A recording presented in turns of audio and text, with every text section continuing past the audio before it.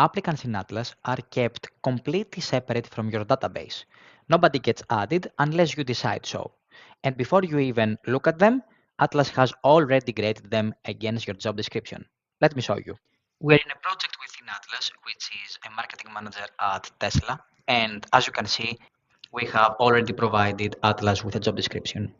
There's a message here which says that we already have a job description, so we just need to click this button here to generate the criteria to start AI scoring our applicants.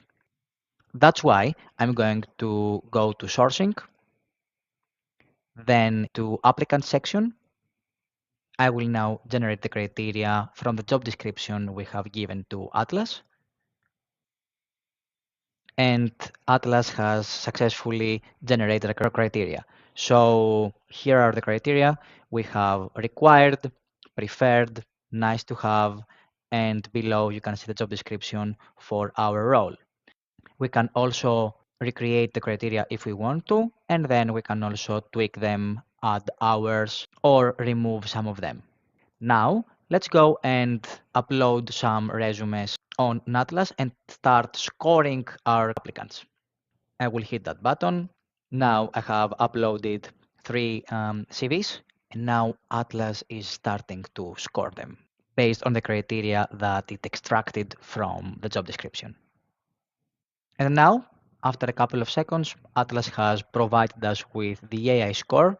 It has successfully finished the scoring, and now we can easily select if we'd like to move forward with them and add them to the specific project and then take it from there. You can also change the display by selecting what columns you want to appear. For example, I only want to see the AI score, so I will remove every other column that, in my opinion, is irrelevant for me, and I will keep those.